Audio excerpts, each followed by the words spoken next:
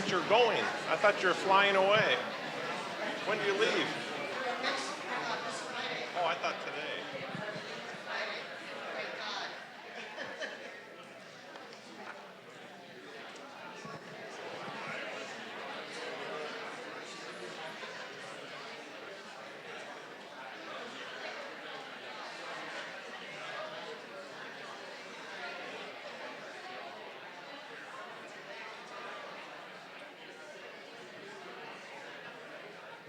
Well, good morning, everyone. I think we'll get started.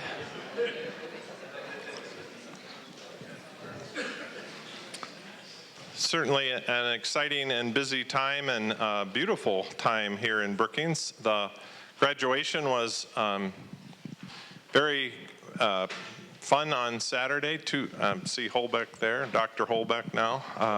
Woo!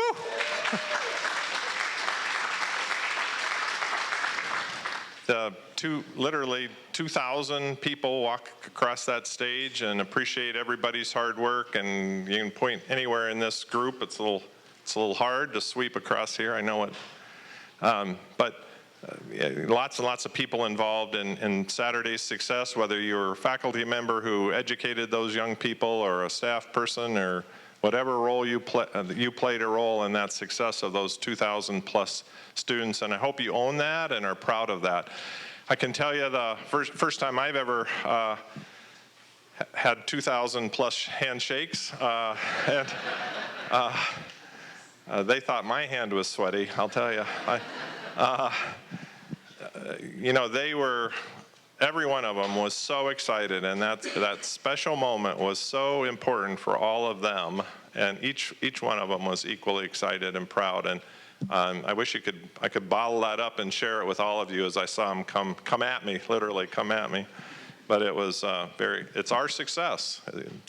Saturday was our collective success, so that was great.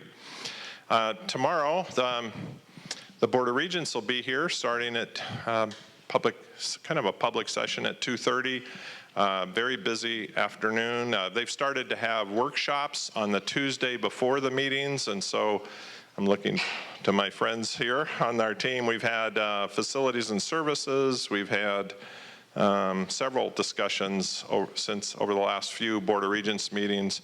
And help me, Dennis, what's tomorrow? Student success, right? Yeah, recruitment and retention. Recruitment, yeah, recruitment. Planning, our residence assistance planning, Yep. financial, cash balances, timing. Yeah, we did that last time. Yep, yeah. December we get cash balances. No, financial strength. So the one before that was research, I think. So this one tomorrow is on recruiting and retention, and Michaela will be bringing some of that news to us here in a little bit about our recruiting and retention and our plans.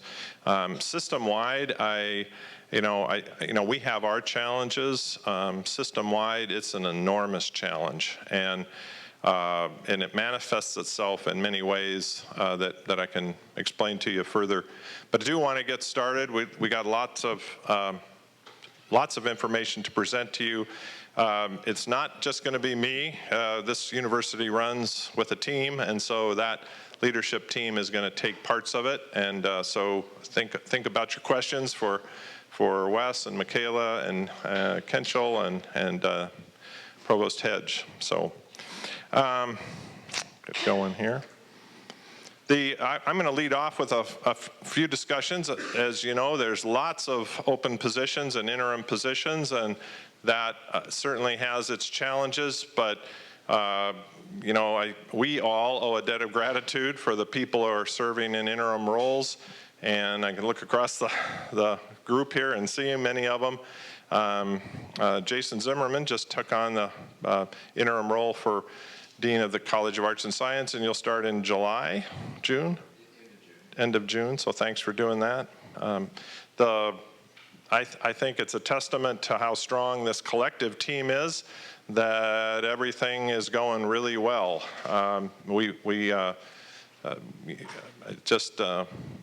Lots of people doing really hard work, stepping up to fill in, because when we promote from within, as we did in several of these key positions, we created a backfall that's challenging. We are Interviews started today for Vice President for Research and Economic Development. So Richard Morrison is here today.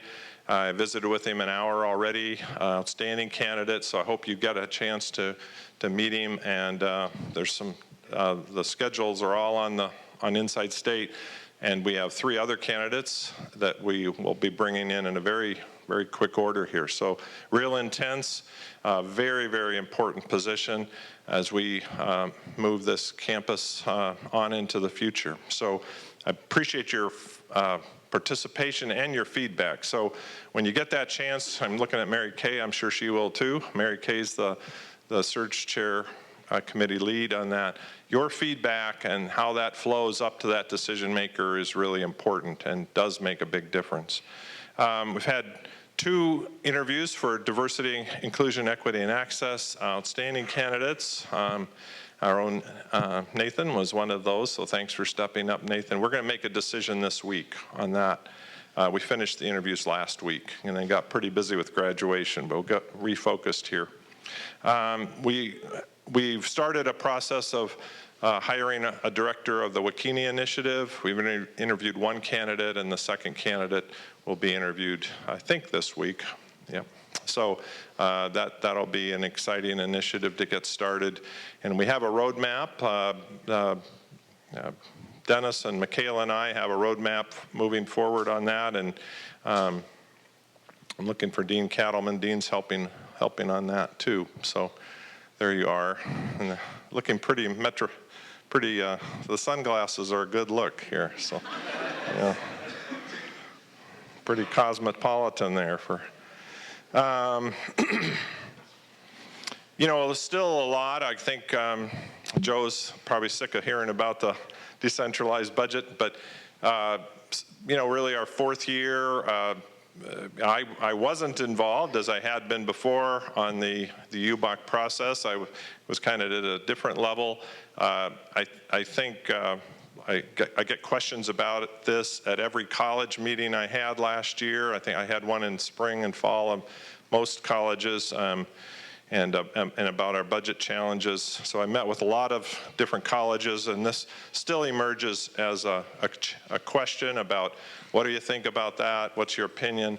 And number one, I think I say the same thing to all audiences. It's added enormous transparency from the deans down. I think we can always do a better job on adding transparency to the overall university budget, and so I think we can improve that, and I'm certainly working towards that. But the other thing that I think the campus has probably struggled, and maybe looking at my dean friends and colleagues, I think maybe we're just really settling in on how much power and how much decision making really sits with the dean and the college level.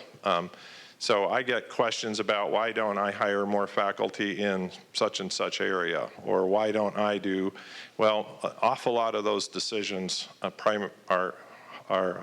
sit within the college level or at the director level, like for facilities and services, vice president level. So so on distribution of resources, decisions about budget reserves, or hiring, there's variance across the colleges, but not to throw my dean friends under the bus. They probably won't be friends anymore, but awful lot of responsibility lies there in this new decentralized budget. For me personally, we do have some areas of the campus that have some budget challenges, and I'm going to work very hard with Wes Cheddar, Vice President Cheddar, this year, getting my hands around the entire university's budget. I have very confident I've got a good grasp on it. There's a couple areas that we do need to shore up, and I'm committed to doing that. We will all be stronger when we're all strong. So there's a couple areas that have some fundamental challenges, and we need to fix them, and then we'll all be stronger.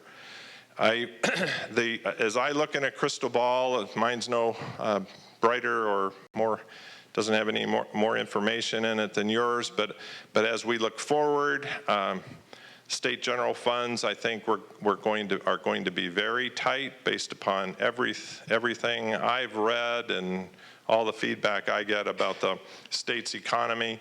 And the state of South Dakota is still, in terms of state general funds, you know, the kind of the big player for us. It's tuition and then state general funds, if you wanted to rank sources of funding, and salary policy, et cetera, comes from that decision level. The economy in Brookings is robust, but this is the only place in the state where it is.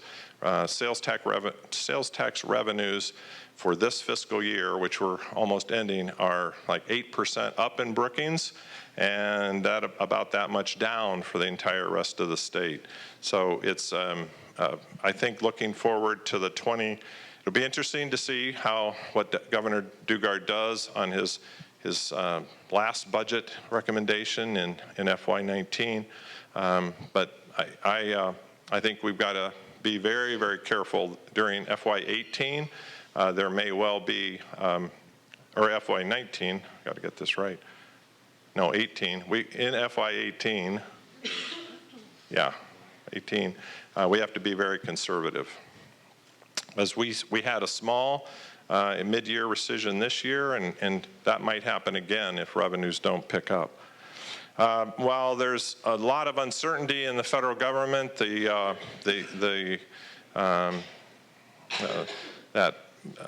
bill that was passed a couple weeks ago to get us to the end of the federal fiscal year, which is actually the first,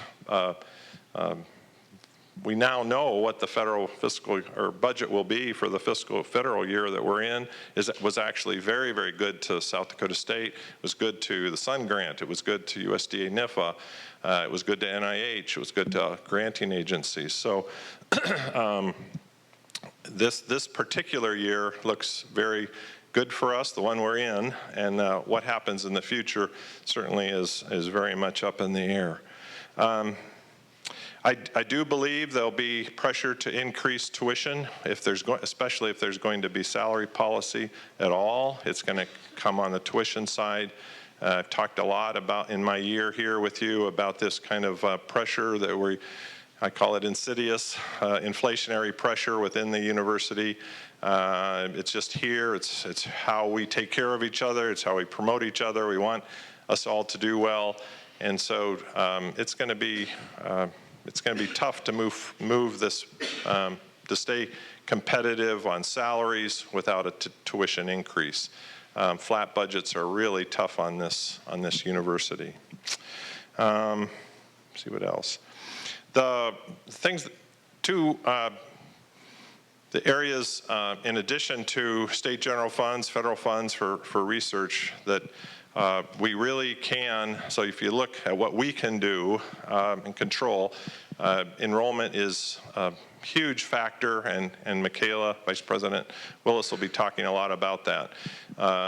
You know, I don't know what it is, Wes, 90% of our costs are fixed, 85, 95, whatever. The majority are fixed. And so if we can, the stronger our enrollments are, the better, especially in the budget model that we're under, the better off the colleges are. And so the whole system works that way. The other one that I think I hope none of us take for granted is the role of the SDSU Foundation. So they've been raising about, they're averaging over $50 million a year over the last 4 years. Now, not all that comes right away, and it comes, of course, usually comes with a donor restriction. So it might not fit perfectly into helping your particular department or your program. But of that $50 million, you know, we get probably, let's say we get half of it actually flows to us in any single year as scholarship dollars, as building projects emerge. That goes up and down with the size of the project. Justin, the stadium blew that number way up. But there is an enormous upside for us to work on on the foundation. They've reorganized their operation, and as we kick off the semester next year, we can probably have Steve come in and talk about his org structure, or Keith Malum. They're investing in analytics. They're trying to identify, expand our donor pool a lot. Looking for Andy for validation on that, because Andy Folberg from the Alumni Association shares that database and that work with the foundation. So our donor pool expanded a lot, but now we need, with the last campaign, there were some 20,000 donors, but it's time to ask again. It's time to expand it even farther. Because the upside is enormous. We have compelling stories to tell, and people are very generous. We've got very generous donors and who want this place to do well. The area that we're going to focus a lot on, this evening I'm going to be in Sioux Falls working with a group of industry representatives about getting large blocks of scholarship dollars for long periods of time, long commitments to the university. So, and I'm going to be meeting in June on one-on-one with them. So a very aggressive approach to get scholarships dollars up across the entire university. The one thing that I think, look at my friend Joe Cassidy, the investment that we made in animal science facilities over the last couple years. We opened the new swine teaching research facility and a new cow-calf teaching research facility. And there's a large sucking sound of young people coming from Minnesota to the Department of Animal Science. It might show the kind of growth in animal science, Lou, that you had in engineering last year. 150 plus, 170 plus more students admitted to date just in animal science, coming because of that investment in facilities. But so what did the University of Minnesota do? They responded with a $5,000 a year scholarship for students going to the U of M to study agriculture. So this is a very competitive world, and no one's asleep at the wheel at the University of Minnesota. So again, the foundation is a place that has a high return on investment for us. It's under our control, it's our activity, and so we're going to be working really hard. I'm going to quickly turn it over to Kenchel, and I think we'll keep moving, and then we'll have a discussion here at the end. So Kenchel, you're going to talk. Oh, I got one more, sorry. One more. Check this out. I got two more, what the heck? I jumped in here and didn't jump there. Sorry about that. So we had no salary policy, and we had an increase in employer-paid in health insurance. So the amount of money that our employees at SDSU have in terms of take-home went down, and we're all aware of that. And that's just a tough reality. In terms of legislative impacts on the campus, we got basically a $60 million building project, funded $6 million from SDSU, $50+ million, nearly $54 million from the state of South Dakota to build a new animal disease research and diagnostic lab. 94% of the invention disclosures at this university over the last 12 years have come from that lab, and that lab needs renovation. So if you think about the investment and what that's going to mean to this university, I think you get the picture. So we're very, very excited. Most expensive building South Dakota, the state of South Dakota, has ever built. It's the most sophisticated building they've ever built, and it's going to be on our campus. It'll attract faculty, it'll attract research dollars, so and it'll serve to support the growth in food animal agriculture in South Dakota. We've got one position, the whole Regental system, there was one new position. It went to the Ag Experiment Station, so we have one new position at Dakota Lakes as a researcher. Those two things, the ADRDL and Dakota Lakes field station position, are 5 Regental sisters/brothers were very jealous of those two things, because there's really no new state dollars for anything else in the Regental system.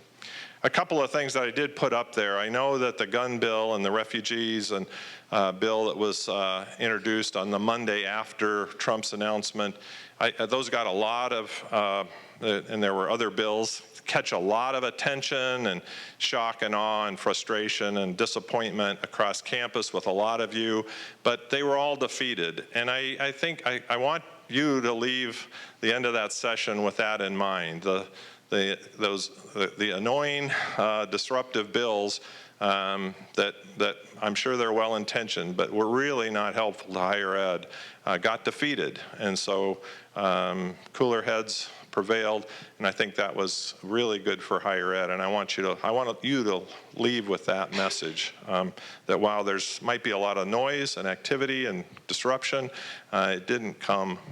We don't have guns on campus. We have a controlled system of guns on campus. Where's Michaela and Doug? We have a controlled system, Doug, right? So, right? Very. Yeah. Yeah. Lots of projects going on campus. Natural research support facility north of town that most of you didn't know it burned down and wouldn't miss it if you'd been in it before.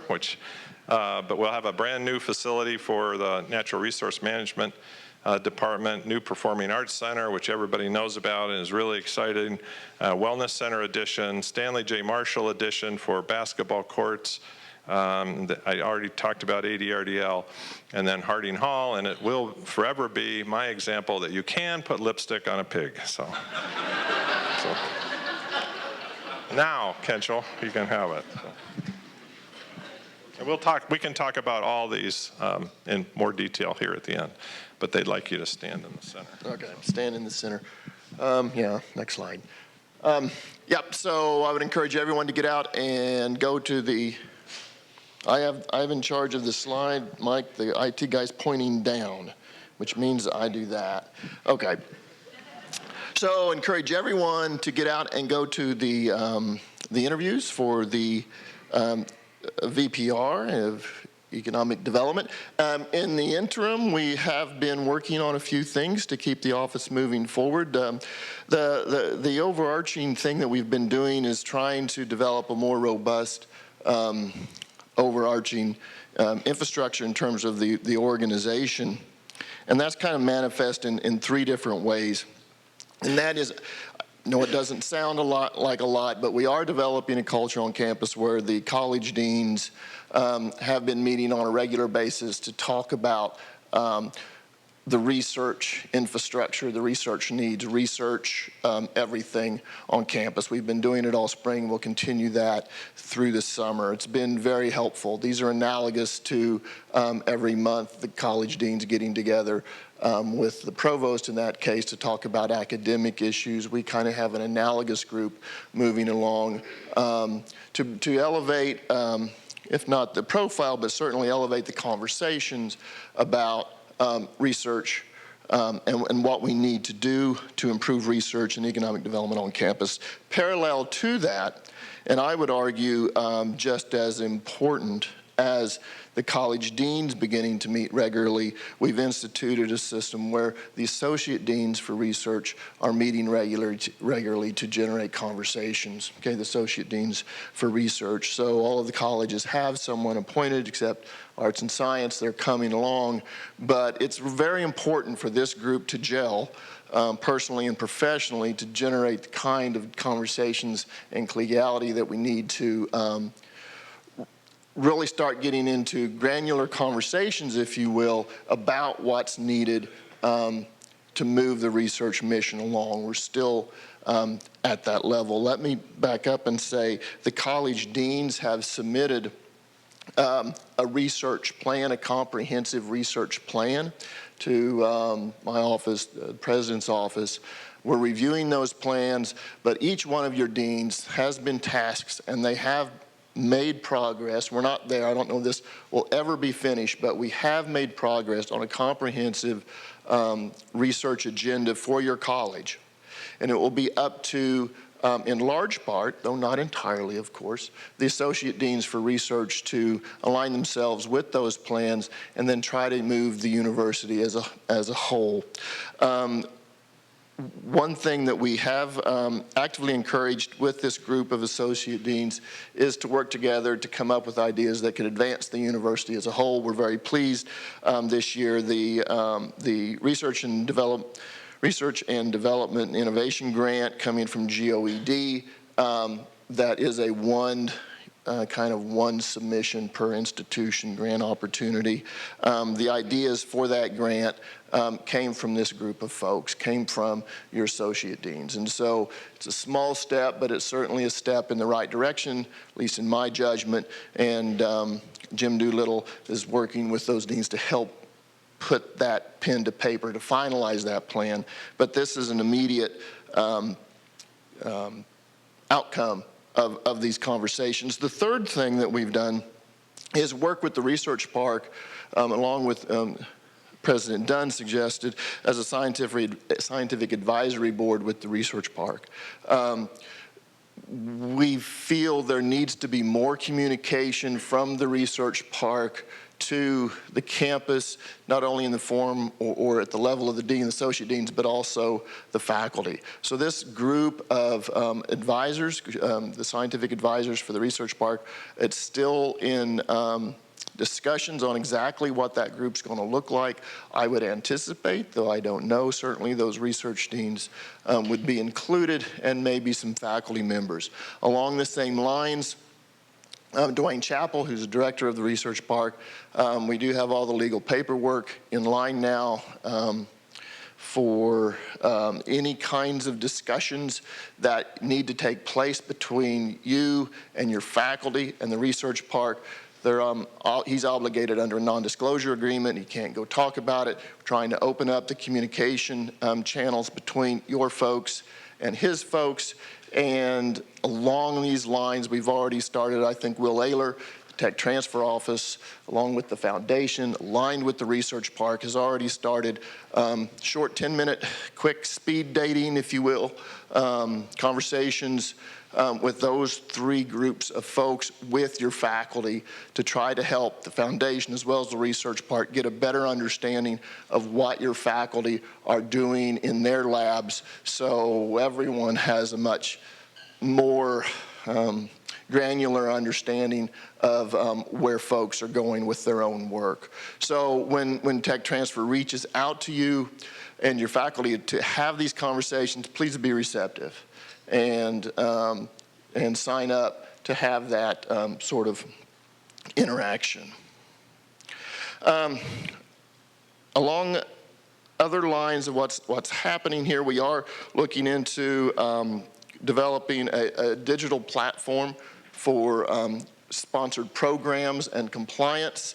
We've unofficially looked at a couple of different open source kind of platforms to help us not only compile the grants correctly, and it won't necessarily help you write grants, but it will help you compile the documents and get them submitted in a timely fashion with a little more, shall we say, assurance and less heartburn towards the end, as well as the capacity to align all the necessary compliance documents that need to be associated with the grant or other internal processes, make that process part of this system and hopefully be a little bit more clear. Okay, so we're actually kind of excited about this. I think it's a real exciting step forward. We are still strictly talking about this, talking with vendors. We haven't had an RFA or anything like that yet, but that is an initiative that we are looking to go ahead and put forward.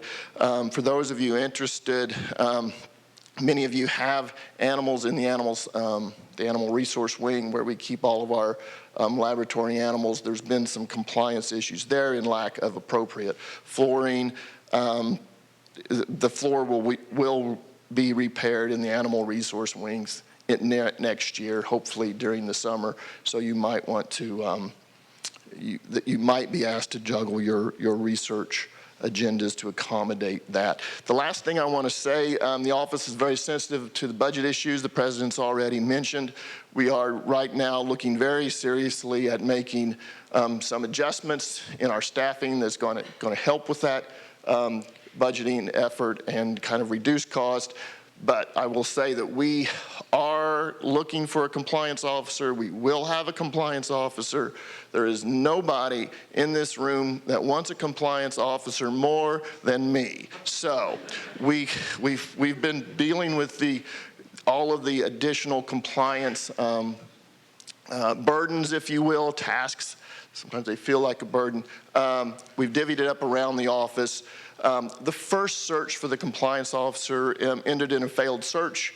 We're reevaluating how to structure the job ad right now. I'm very hopeful this can be resolved over the summer, and so when you return in the fall, there will be a compliance officer in place. Okay? Anyone have any questions right now? I've got 7 weeks to go, and then I'm done with this. So does anyone have any questions that are for the next 7 weeks?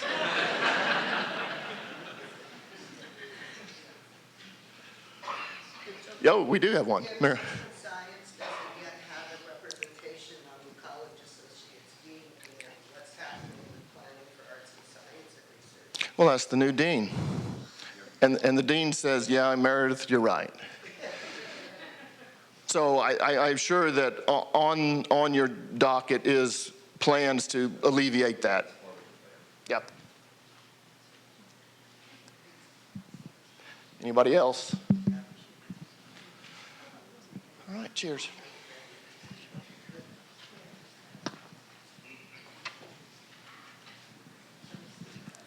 All right, it's my turn. Talk about the exciting topic of technology update. Yay! Woo! This story's been in the making since 2009, and that's where Wes allowed me to have a piggy bank, and we've been banking about $4 million in order to rebuild our network. We did a lot of things in order to make that happen, which was to stretch out the life of equipment, to postpone maintenance on equipment, and not buy piecemeal. So we will have, after a board approves this week, hopefully, our rebuild new network. And I want to just mention a couple of things with that. The network, most people think about it as a campus piece. It is much broader than that. It is a part of the land-grant mission of this university. All the 6 regional centers are connected back to this campus. It's part of our network. West River Ag, West River Nursing, the Capital University Center, all connected back here.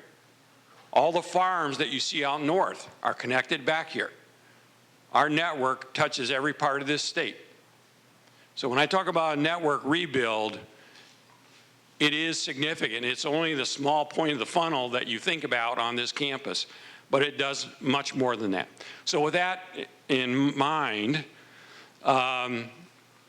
what we put into this new network is a significant amount of redundancy. I mean, people assume when you get on your computer it's going to work, right? Hopefully. So we're building that redundancy in the network. Before, we didn't have the ability to do that. We didn't have the dollars to do that. Certainly the speed of the network, as people begin to do larger things with their computer, larger file sets or data sets and stuff like that, we need to move those things as quickly as we can. It seems like at one time people had more patience than they do now. If it takes longer than 3/4 of a second, oh, your network's down. No. You know, just a little latency there, but we're going to be working on that. The other thing that's, as you move forward into these new networks, they have more intelligence built into them. So it's going to come back and phone home to Ryan and say, you've got a naughty out there.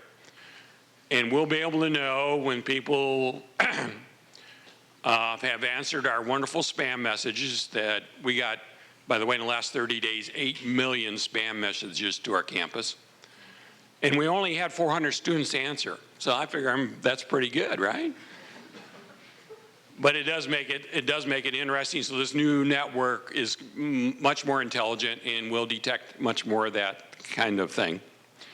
The other thing it does is certainly everybody has lots of devices, whether it's in your pocket or you're carrying them or whatever. It's called the Internet of Things. These projectors talk to the internet. Our vending machines talk to the internet. The wash machines talk to the internet. Besides your computers, your telephones, we have a lot of things. The doors are talking to the internet, right? So we're getting a lot more of those devices on the network.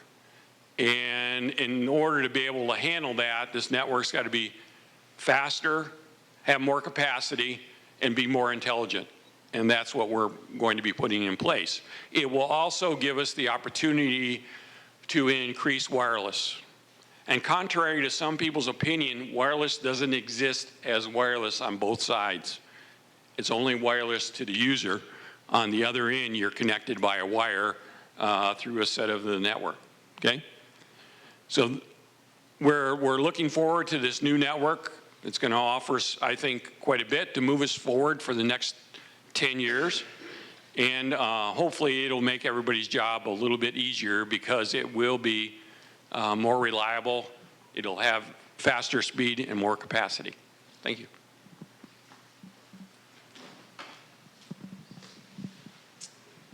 I want to follow up on that a little bit. We've seen an enormous change in infrastructure that's been very, very visible, and thanks to Dean and his team, a lot of them are here, and the great work that former President Sheequin did at raising money for dorms and stadiums and everything else. So we've seen an enormous change on this campus. This is this big of a change on our behind the scenes, what we don't see. So I think this commitment to continuous improvement, we've seen it in a lot of different ways, and so I appreciate Mike's leadership on this very much.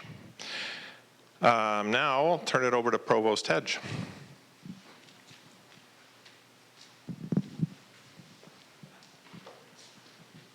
Thank you very much. See, before I get started with the report, just a couple of things. You know, there are several in here that were involved with commencement exercises over the weekend.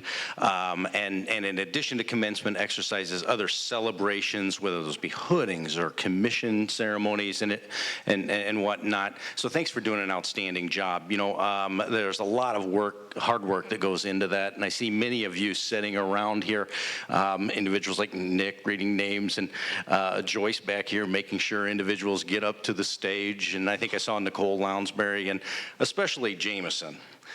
Jameson, what a fantastic job.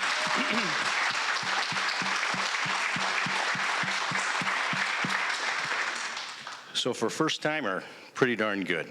All right, so thank you very much, and again, really I think made a special day, and hopefully a lot of great memories for those that graduated on this past Saturday. So just a brief update here in regard to academic affairs. We've continued to have, I think, a very good year and maintained a lot of momentum in regard to academic work. We still have the commitment to accredit all of our programs that have an accreditation opportunity available to them. And this last year continued to be a year in which we made very good progress against that goal. You see up there on the slide that we currently have 40 accredited programs, so we basically reached, again, kind of another milestone. We're getting very close to our Impact 2018 goal of 42, and we're positioned very well to do that. This last year, we had on-campus accreditation visits for programs in architecture, counseling, engineering, sociology, and again, a lot of work that really did go into that. And probably the highlight of all of those, really, I think, because it was a first-time accreditation, was with the architecture program. And I don't know if Brian Rex is in here or not, but if Brian is here, Brian and his team, faculty and staff members, what a great accomplishment to achieve that first-time accreditation, a 3-year accreditation. And again, I think we need to congratulate congratulate Brian on that accomplishment, as well as all of those that work with him. So kudos to Brian there. In addition to that, as I mentioned, we've had a lot of activity, so we are awaiting accreditation reports for 4 visits that occurred this last year under the ABET accreditation umbrella: operations management, construction management, and electronics engineering technology. So we continue to kind of wait some word on accreditation, but those accreditation visits went very well, and the preliminary or the early feedback was very strong, so we feel good about that. And in addition, we just wrapped up the sociology program visit as well. So we anxiously await additional feedback there. But again, I see Mary and Meredith setting up here. So thanks for your efforts in getting us to that place. So in the queue, again, we continue to move things along here. So in the queue, we have accreditations now coming up to where we're working toward our Department of Economics accreditation under AACSB, theater, design program, studio arts, and then also the Master of Public Health program also kind of met its goal and filed for accreditation under CEF. So again, the accreditation work continues to move ahead. In addition, institutional program accreditation, and there's a lot of work that's going on associated with that, and I think most people are familiar with that. I don't believe Dr. Helling is in the room right now, but, oh, yes, she is. There she is. You're back. Yeah, she's been running relay races back and forth here. So anyway, so HLC accreditation under Dr. Helling's leadership is going very, very well, I think, so far. And then this next year, 2017, 2018, becomes really a critical year for us going forward with a lot of activity that is expected. It'll be a year where we begin developing the assurance arguments against the HLC criteria that are there, and that's probably the highlight when I think we look forward to 2017, 2018, and then creating the evidence files, the federal compliance report. We also look forward to another year of the Academic Assessment Academy. So far, so good with the Academic Assessment Academy, but that will go to the next year there. And then as well, even though it's separate, but completion of the strategic plan is also, I think, a critical milestone for us as we look forward to institutional accreditation. So when we get to the end of this calendar year and begin the next calendar year, that also is an important milestone that'll fill into this. Steering committee for the work for the assurance documentation against the criterion has been formed, so that information will soon be, I think, made available on our website. I think we're in the process of building that right now, and but we're sitting good as far as that goes. So there's a little bit of an institutional accreditation update. Academic structure changes. I think one of the questions that I often have received, especially with some transitions, is where are we at right now?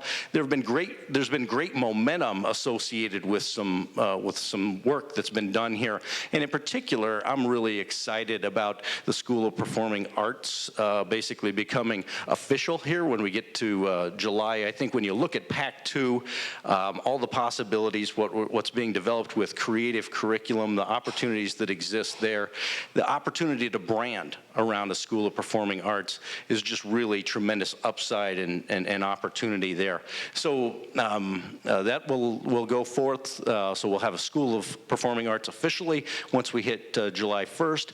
In addition, the transitional step of a division of communication and journalism. So that's moving forward as well. Again, great momentum there. So even with the transition here with Dean Papini moving on to the University of Illinois in Springfield, even with those changes, felt like the momentum was there. All the reasons for going ahead were there. As well thought out plan, and the upside is before us. So we're going to continue to do that as well. So on the board agenda will be the official request to form the division, and then that'll be the transitional year leading up to the school. And then the last thing I was going to mention, and we don't have it up on the slide just simply because this one has been moving here fairly quickly, and we've been doing a variety of notifications, is historically, for the past several years, we've had international affairs and outreach together. And with the great growth of our international affairs programs, which include English as a second language, our study abroad programs, as well as the growth that really has been quite dramatic in continuing and distance education, made the decision that the time is now, and we've had recommendations actually of this through planning processes, through our International Affairs Committee, to uncouple those units. So we're going to separate those units out. So we'll have an Office of Continuing and Distance Education, as well as an International Affairs Office. So Dr. Kathleen Fairfax obviously will continue to lead efforts associated with international affairs. And the time was just right for that. Again, we've had great growth. Those programs have been so critical to us, and they will continue to be critical to us as we go forward under a strategic plan. And again, I would go back to the timing of this is there's great strength there.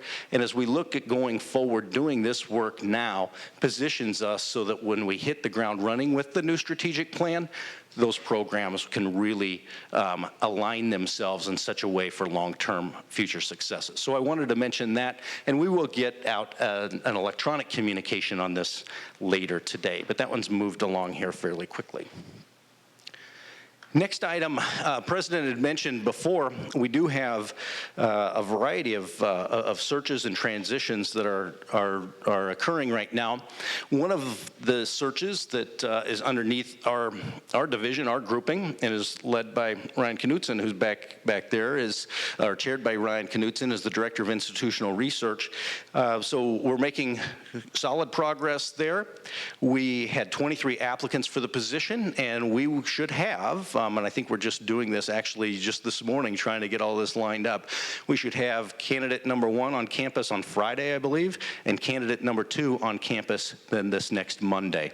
So we're making good progress there, and the strength of the candidates does indeed appear to look very good. So Dean of Agriculture and Biological Sciences, we have signed with Parker Executive Search to help us facilitate our work. And I have put out a call for committee nominations for service. We did extend that deadline to give some additional opportunity for input onto that search. So we're underway. We anticipate pulling that off, and we'll have a very robust fall semester, and our timeline would be to make an offer of employment by the time the fall semester wraps up. Dean of Arts and Sciences, again, we've engaged Parker Executive Search to help facilitate our work. Our timeline there is to get a completion of the search by March of 2018. So we would have a new or a permanent dean of the College of Arts and Sciences in place when we get to the next academic year. For the Van D and Barbara B. Fishback Honors College, our goal would be to complete the search by the end of the fall semester. We're currently developing the position profile. We have not engaged a search firm for that. We believe we're positioned very well with the reputation of the Honors College and the current network that is in place among honors programs and honors colleges, that we can gain appropriate traction and momentum associated with the search there. Dean of Pharmacy and Allied Health Professions, we have started the process. A search committee has been named. Dean Nancy Farrenwald is going to chair that search, and it's an 11-member team. Position profile is currently being developed, and again, we anticipate wrapping that up by the end of the fall semester. And then last but not least, Dean of University College, Dr. Helling has agreed to serve in an interim role there. And during that time period, prior to developing our next position profile, we're just going to take a look at some alignment associated with student success activities and programs.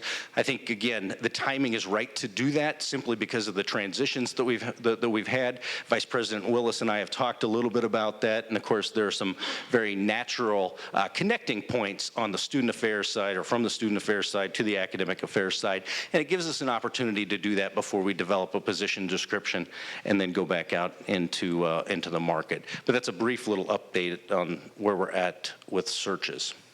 The last thing I wanted to do here before I give away the mic here would be just to spend a little bit of time talking about some of the successes that have really occurred over the past year within our academic programs, our colleges, our departments, because they truly have been many.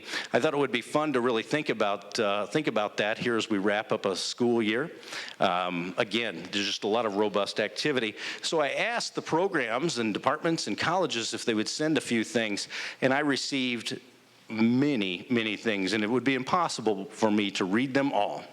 But we tried to capture a few of them in photographs, and I also wanted to mention a few things here as well. Things that occurred this last year would include a senior design team from Agriculture and Biosystems Engineering designing a machine for POET to compress net wrap and twine into dense units that can be easily fed into a boiler for fuel. The machine that was developed operates on much less horsepower and outperforms POET's current existing systems that they utilize. What a tremendous accomplishment. The Department of Chemistry and Biochemistry, I think I see Doug Rainey and colleagues back here, will be hosting ChemEd 2017 from July 23rd to 27th, which is the largest national conference of chemical educators and will bring 300 to 350 high school teachers to campus from across North America to our campus. So what a great achievement there. DNP student Beth Carlson with faculty mentor Joe Voss received the first place poster award at the Midwest Nursing Research Society meeting this year. SDSU's Blackjack, which is the mechanical engineering human-powered vehicle and team, have the distinction of being the fastest human-powered vehicle in North America. And I'll hit a few more photos while I wrap up here. SDSU students, led by Barb and Val Kleinjohn, performed a reader's theater on the all-important topic of mental health. And the Reader's Theater was inspired by true stories highlighting the perils facing college students facing mental illness, and also depicted themes of hope and resilience inspiring so many this past year. The SDSU Student Management Investment Fund team won first place in the Student Managed Portfolio Competition at the 7th Annual Quinnipiac Global Assessment Management Education Forum in New York City just this past month.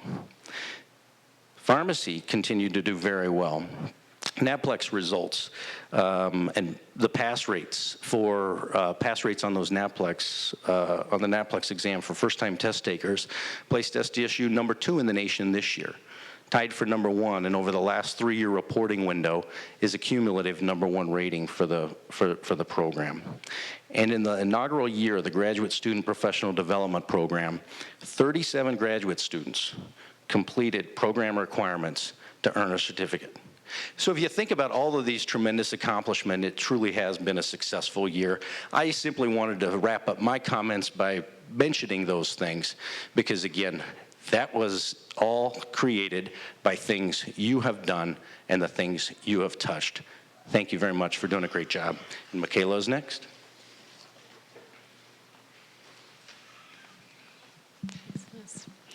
Thank you.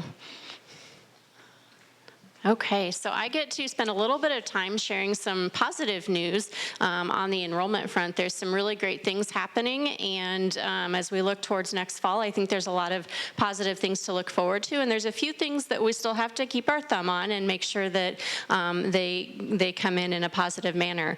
When we look at fall, right now we're continuing to run ahead in applications for new students by about 400 students, and our admitted students are running very close to that at about 300 students admitted ahead of last year at the same time. So those are some positive things. But then when we look a little bit more closely at a few other metrics, we're also keeping an eye on our housing numbers. And housing is running for new students ahead anywhere between 50 to 75 students. And so that's a really positive indicator because those students have also put a deposit down, and that really indicates a strong perspective of coming to SDSU. And then our new student orientation numbers are looking really strong as well. And so we're running up about 50 or so students at the last time I had looked on our orientation numbers. So as we look towards fall, those are some really positive things to keep in mind and continue to work towards. We have about 7,002 students registered for classes, returning students students registered for classes for next fall. And so if you look at that and then you add in our projected new student numbers with about 2,300 freshmen and about another 700 transfer students, we still have some work to do with our returners to get them registered for classes. And so I want to thank all of you that have worked hard to make sure that they are getting registered and will continue to do so over the summer. When we look at retention, I know last year we had some really positive news last fall on retention. We saw about a little over 78% retention. Right now, as of May 1st, we have 77.41% retention. And so if you think about that, and that number jumped about 2 percentage points in the last week. And so those numbers have been going up and continuing to go up. In order to increase that by 1 percentage point, we only need 22 more students to register out of that freshman class.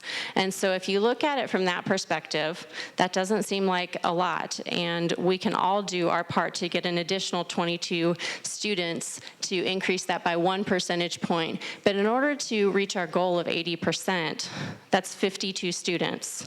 When you look at the big picture, 52 students isn't that many more to get to that targeted goal of 80%. And so I think by all of us working together and making sure that we're really keeping an eye on those freshmen that were here in the fall that maybe aren't registered for classes yet, and starting to reach out to them, we can definitely get 52 more students from that freshman class enrolled at SDSU for the fall.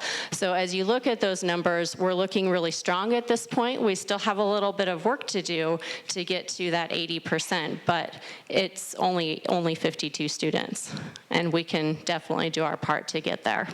So I encourage you to continue working with those students, both freshmen and all of those other returners, to get us to where we need to be for the fall semester.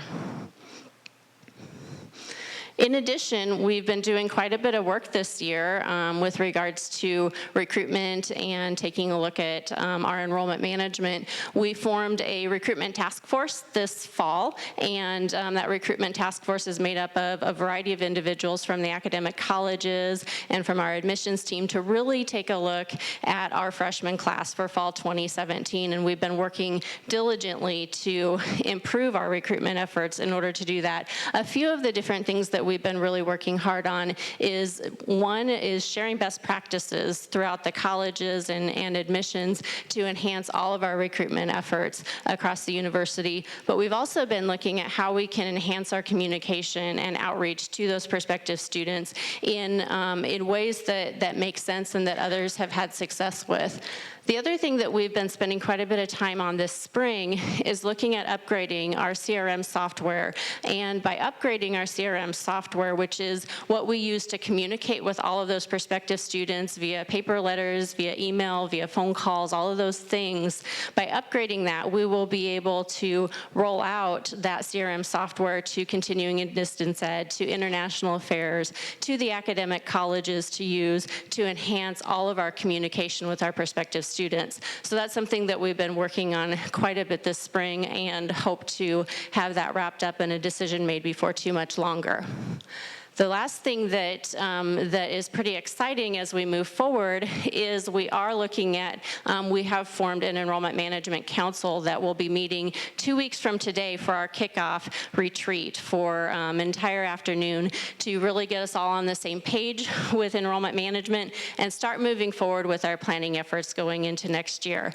And so if you think about enrollment management, think about we have tens of thousands of students coming, looking at SDSU as a prospective students. So we start with tens of thousands of students in our recruitment pool. And then we narrow that down to our applicants and then our admitted students. And finally, we get to that about 2,300 students that come in the fall. We retain them at 78, or next fall it will be 80% students. So we're doing a really good job of working with them on that student success. Then they persist all the way through graduation, and of course, this past weekend, we saw about 2,000 students graduate from SDSU. We also had about 700 students every year coming in as transfer students. So those students have to be figured in and their success. We also have our graduate students. So all of those different points leading up to graduation is all about enrollment management and how we get them to that completion, and then ultimately to be productive members of our alumni association and giving back to SDSU, whether that's monetarily or with their time volunteering with us. And so if you think about that whole life cycle, that's what enrollment management is. And our Enrollment Management Council will be working diligently to put a plan in place to manage our enrollment, set those goals for enrollment, and figure out how we're going to meet them. So I'd like to take just a second and tell you who is going to be serving on that Enrollment Management Council and how that will work. So Provost Hedge and myself will be co-chairing the Enrollment Management Council because we do feel like that strong partnership between academic affairs and student affairs is critical for us to move forward from an enrollment management perspective. The colleges will be well represented in this, and we have Rich Reed will be representing engineering, Don Marshall will be representing agriculture and biological sciences, Jane Hegland will be representing EHS, Dan Hansen, pharmacy and allied health professions, Todd Strickers will be representing nursing, Jason Zimmerman will be representing our arts and sciences area, Matt Badura will be representing University College. Rebecca Bott-Knudsen will be representing the Honors College. We also have representation from Continuing and Distance Ed with Lindsay Hamlin. International Affairs will be Kathleen Fairfax. Our graduate programs will be Kinchell Dorner. Business and Finance will also be represented, and that will be Casey Richard. And if you think about enrollment is all about our financial security and success, and so it's important for that to be represented. Athletics will be represented by Scott Brown. Student Affairs will be represented by Doug Wormdahl. Financial aid will be represented by Carolyn Halgerson. And then underneath the Enrollment Management Council, we will have two committees that will exist. One of those will be an enrollment or a recruitment and marketing committee that will be co-chaired by Mike Lockram and Tracy Welsh. They will also serve as representatives of that committee on the council. And then we've been working diligently with our Faculty Senate and our Undergraduate Student Experience Committee to take a look at that committee structure. And we will have Sam Jennings and Mary Kay Helling, who are administrative liaisons to that committee, serving. And then we will also have a faculty representative, typically the faculty chair of that committee, in whatever form that comes forward as next year, will be serving on that committee or the council as well. So we have a lot of people that will be working hard on this. As we get into those committee structures, especially the recruitment and marketing that is new for next fall, we will be pulling in a number of other individuals to that. We also will have some ex officio members. So our new Director of Diversity, Inclusion, Equity, Access will be serving as ex officio. We will have a representative for institutional research and assessment serving as ex officio to help us with those data needs and those data requests. And then also Becky Deegan from our Office of Continuing Improvement will serve in an ex officio capacity to assist us as needed.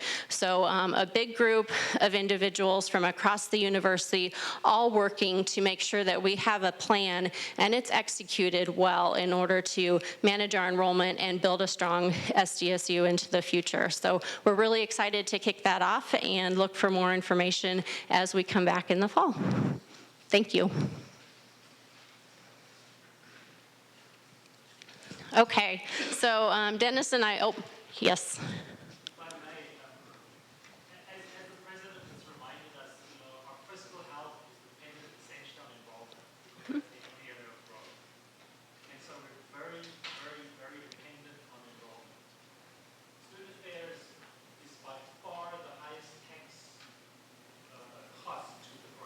By far, much, much higher than student affairs, than academic affairs, give us great service.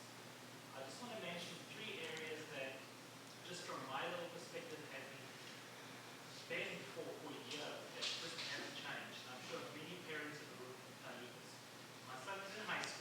And it's a going joke in the high school that they get recruitment materials from everything in the country except Hometown College. Right? Everybody will tell you it's been going on for years, it's been reported for years, but nothing has changed. Recruitment materials. Laura can confirm that it's been a year that we've been begging and we update our recruitment materials. Zippo, getting information on scholarships. It's a battle that every department head will say it's really, really hard. My question to you is, with that huge tax cost, right, if this were a private business, we would have fired you guys a long time ago. Sorry to be so harsh, but really, what are we going to get? What's going to change? Because we need more students, right? Correct. Correct. Doing our bit. So what I would say is that we are working on all of those areas. Several of those were actually talked about this year in the recruitment task force, and how can we do a better job of updating those program materials and getting information out to all of those different students. So those are conversations that are happening, and I've been working with our admissions team also on, okay, how do we advance those efforts? So I think you will see some changes in how we move forward with that. But I would also point out that recruitment is everybody's responsibility, just like retention is everybody's responsibility, and graduating our student success is everybody's responsibility. So it really does take a team in order to make all of that happen. And it takes a team working very well together in order to make all of those pieces function. And so your points are well taken, and we have been talking about how we continue to advance that. And through the enrollment management planning, through the recruitment and marketing committee, and through alignments of all of those resources, we will continue to work on that and make significant improvements. Thank you. Other questions? All right, so we'll move into strategic planning update. Dennis and I will just provide a little bit of an update here on where we're at.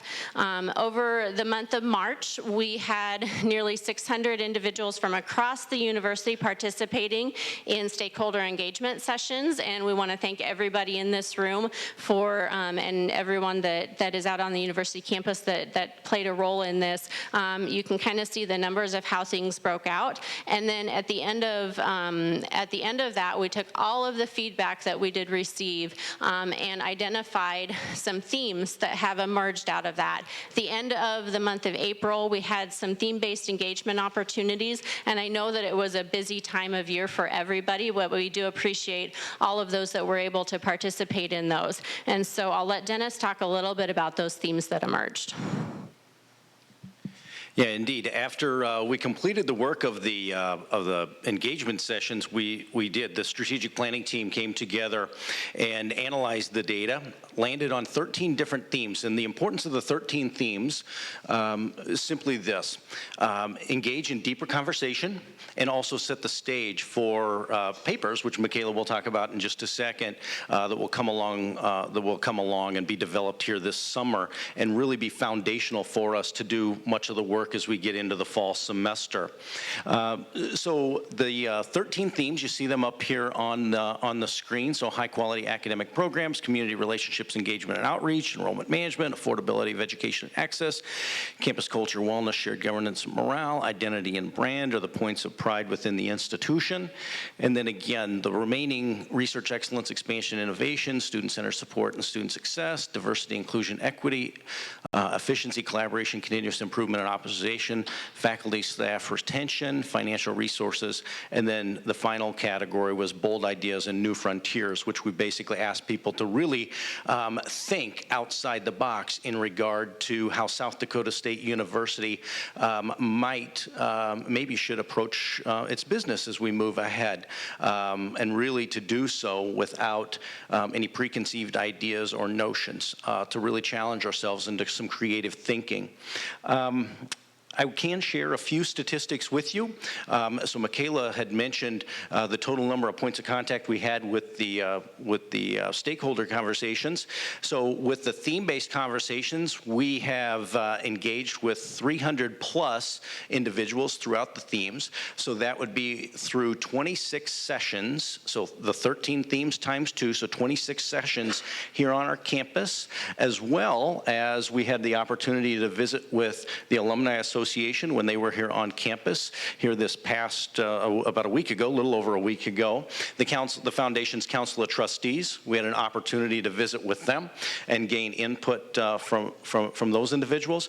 We spent time connecting through distance technology to connect with Extension. We focused on 4 primary themes that they had identified and basically went through an exercise dividing that up into 30-minute intervals, and that was something that was very informative for us.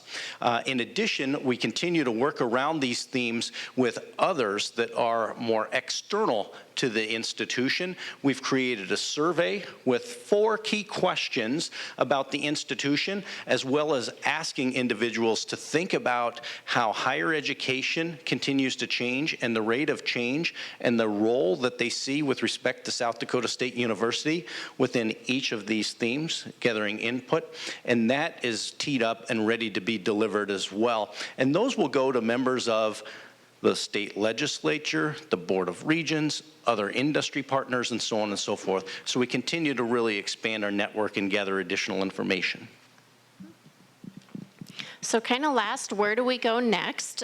So over the course of the summer, our strategic planning team will be leading the 13 theme-based concept paper development process. And so last week we met and we're identifying the leaders for each of the theme-based concept papers, and we'll ask many from across campus to participate in the writing of those concept papers. They will really be focused on facts. They won't be necessarily leaning towards one way or another, but really intended to distill all of the information that we've learned thus far through our theme-based engagement and through our strategic planning engagement sessions, as well as best practices, and identifying what are some choice points or decision points that we need to make at SDSU in order to move forward in each of those theme-based areas. And so the concept papers will be developed. They will be a short 3 to 5 page paper for each theme. So will be able to be read and digested in less than 15 minutes, and again, be focused really factually on each of those themes to give us a picture. In the fall, when everybody returns in early September, we will have several visioning conferences that will be across campus, and in those visioning conferences, we will present those theme-based concept papers and really start to envision what those goals and strategies might look like from the campus's perspective. The strategic planning team will then come together in a goals conference and spend some time taking all of that input and really distilling what are the goals that we believe SDSU needs to strive for and what are the strategies in order to reach those. And that will happen in late September.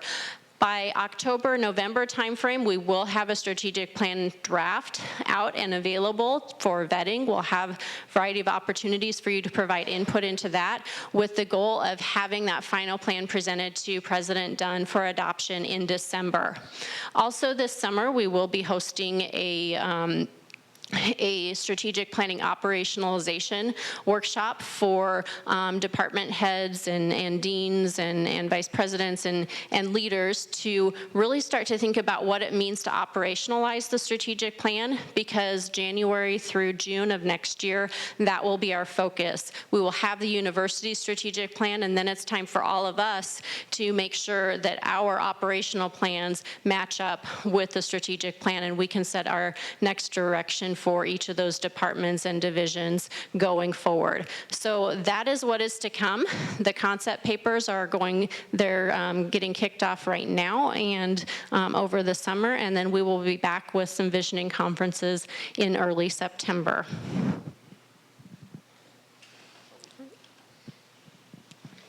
Quick question. Yes. What's the logic of putting shared governance with wellness? Shouldn't shared governance, as a structural item, shouldn't it be at least faculty retention? Yeah, when we went through the process, that's where it landed. I think people were thinking about shared governance, wellness, just in regard to the global, the global well-being of the campus. So just global well-being, how we function, things like that. Again, it was the strategic planning team that kind of decided that that would be the way that it would work out. But it was, again, primarily, I think, just around the global well-being of the campus and how we work together. But it's governance, right? So governance and culture and wellness are, to me, as a concept paper, I just don't see those things fitting logically together. And I think that the one thing that I would say about that too, and we talked about this during the last strategic planning team meeting, that there are some overlaps and then some other groupings of things. So one thing that really is critical is that we make sure that we touch on every single item that would be within each of those areas, and also have again, be very cautious that we're not doing duplicative work. And I'll give you an example of a situation where that might be, would be when we have enrollment management and I think the student success pieces as well. We've talked a little bit about that. I can assure you, Meredith, what I can assure you, since we've kind of went this far, we'll stick with the 13 themes as they are, but here's what I can assure you is that we'll have a very good conversation and write the paper accordingly in regard to faculty governance. In fact, when we had the report outs, or shared governance, when we had the report outs, it was indeed a prime area that really did come out throughout that report out session associated with the theme. Yeah, we'll make sure it's in there though, I promise. Well, thanks, Michaela and Dennis. Got some time for questions, and I can call up experts if I can't answer it. So I would say that to Volker's question, where is Volker? So where are you? Can't see. Oh, there you are. We're doing this work because we know that we get it. We got it a year ago. That's why we started the work. So this is evidence that we're going that way. So we wouldn't have done all that work if we hadn't realized where the problem was. So yeah, the other thing is, even in my own slides, I talk about enrollment as this important part of financial health. And if you go full circle though, and you think about Saturday, if we think about students and graduates and that whole success part, that's the driver. And if we do our job there, we go backwards, we'll be financially sound if we do our job. So our job is to educate. Our job is to educate more. We need to grow this university, not for our financial health. Our financial health should be a result of doing a good job of what we're all missioned to do. And that's really an important distinction. We don't have enough people in this state and in this region with post-secondary education. And we're way below a national norm or the goal of the Board of Regents. So when we do our job well and we get focused on the right thing, financial success security will be an outcome.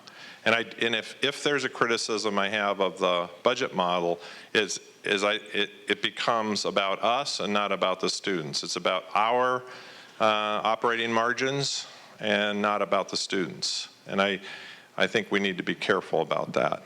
This really is about, we need to grow, in my opinion, because we need to educate more people in this society, in these communities that we serve.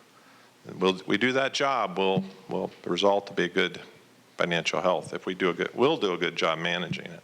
So we can do that.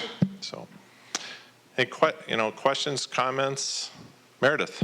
Yeah. I have some feedback for your leadership team. As you know, when you came to our meeting last fall for the College of Arts and Sciences, you had mentioned things in process. That's when we were first informed about the move to Hanson Hall or Quinn.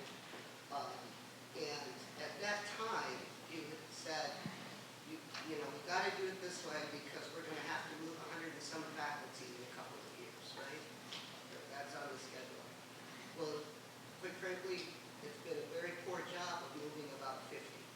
Okay. We heard the Monday of finals week that we had to be ready, packed up and ready to move the following Monday. Now, we've known about this since last fall, Mm-hmm. right? Communication has been very poor. Okay. Then we went down to our new abode, and there is a 4 to 0 internet signal. There was no work done on wiring or phones. We're supposed to move in there by Wednesday, but there's no internet, there's no phones. We can't do our job there. Yeah, well, I'll follow up right away. And, well, we had to yeah. call. Okay. No one had even talked in their leadership to us, apparently. And then this morning we heard that communications had been told to our deans about accessibility to some rooms. Our deans were told Okay. that that was no longer possible. Or it's now not possible till Christmas. Because apparently somebody didn't talk to somebody, didn't get an account number, didn't get anything arranged that we told people we needed in January. Okay. It's been a disaster, Okay. and it's been a wretched end of the semester. And it bodes very poorly for any future moves of faculty. But there's a huge lack of communication, and it rests fully within your leadership team. And I would like all of you to attend to that. Okay. I appreciate the feedback. I wasn't aware of that, so I wasn't aware of any of it, so I'll follow up right away. Yep. Yep. Other things that I should attend to or can do better? Have other questions? Yeah, Lou. Just to make sure we end up on a positive note, I really want to thank you, the provost, and our new VP for Student Affairs for recognizing that we needed to do something quick and effective on enrollment strategies for this next year and not talk it through another year and decide what we're going to do when fiscal year 18 gets here. So thanks for your teamwork. Yeah, appreciate it. Well, we've got areas that worked and we got areas we can improve on. So, yeah. Lindsay. I just wanted to piggyback on Dean Brown's thank you and say that thank you for the new CRM that could be coming in. That's going to be huge for the university. I really think it's going to help with enrollment and also the McKinney initiative. I think moving forward on that is going to be Yeah. huge. So Good. there's a lot of challenges Yeah. that you pointed out, but you're starting to address them, and I see things moving. Of course, there's going to be little holes here and there that are going to be felt, but thank you. Yeah, appreciate that. Thank you. It's going to be exciting. So.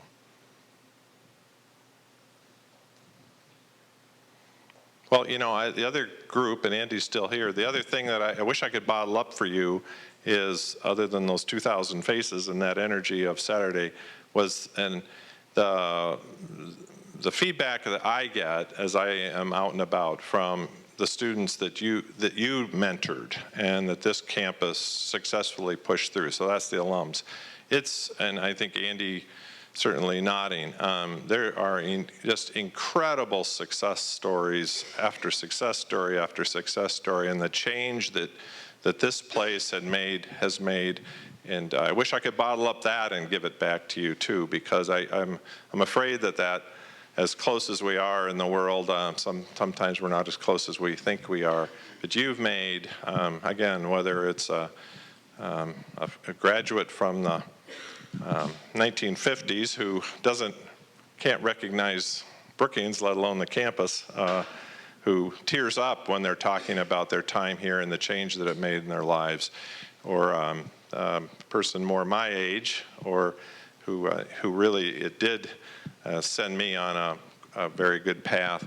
And then this young group of people is maybe more fun for me that I taught when I was here before or mentored as a dean, and get to see them out in South Dakota making differences in hospitals and in agriculture and engineering, Lou, just all over the place, participating in local government, participating, and they're, for me right now, I was thinking of Laura Berg because she has a whole bunch of Berg alums here.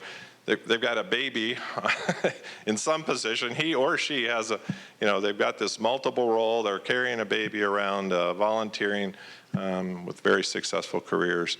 At the same time, just excited about their future. So really grateful for all you've done this year. Certainly we'll do better, Meredith, and keep trying. Communication is easy to talk about, hard to do, and so we'll make that commitment. The outcome of all this construction is,